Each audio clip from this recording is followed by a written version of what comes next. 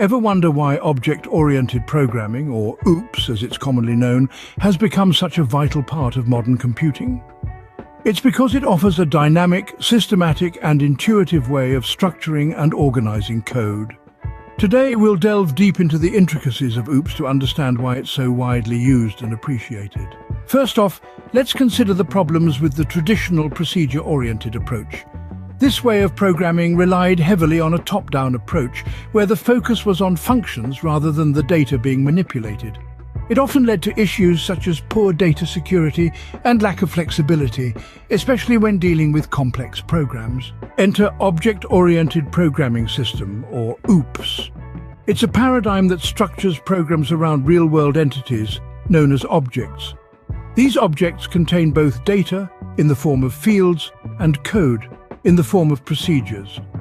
This approach makes it easier to manage complexity and increase code reusability. The four main features of OOPS are class object, encapsulation, abstraction, inheritance, and polymorphism. A class is a blueprint for creating objects. It defines a set of properties and methods that are common to all objects of one type.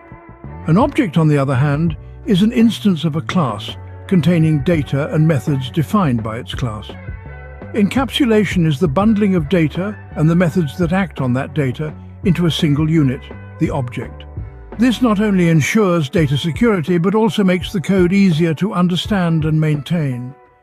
Abstraction simplifies complex systems by only exposing essential features to the user, hiding the internal workings.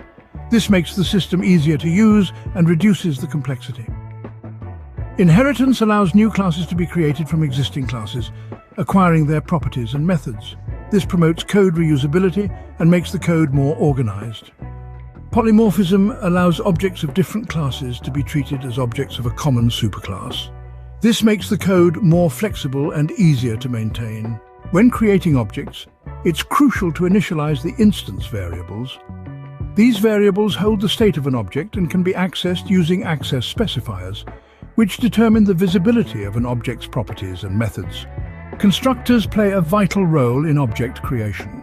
They are special methods that are called when an object is instantiated, initializing the object's data. So, to recap, OOPS offers a more intuitive and organized way of structuring code, focusing on objects rather than procedures. Its main features are class object, encapsulation, abstraction, inheritance, and polymorphism, all of which contribute to its flexibility, reusability, and ease of use. By creating objects, initializing instance variables, and using constructors, programmers can create complex systems that are easy to understand, maintain, and use. That's the magic of OOPS. It's an approach that mirrors the real world, making programming a more natural and intuitive process. It's no wonder why it's become such a cornerstone of modern computing. So next time you're working on a complex program, remember the power of OOPS. It just might make your life a lot easier. Before we wrap up, don't forget to subscribe to our channel. Subscribing not only supports us, but it also ensures you don't miss out on future content. If you found this video helpful, please give it a thumbs up. Your likes help us understand what content is most useful to you. We also love hearing your thoughts, so please leave your comments below. Did you find the information clear? Do you have any questions about object-oriented programming? And lastly, if you know someone who might benefit from this video, don't hesitate to share it with them. Your support helps us create more content like this. Thank you.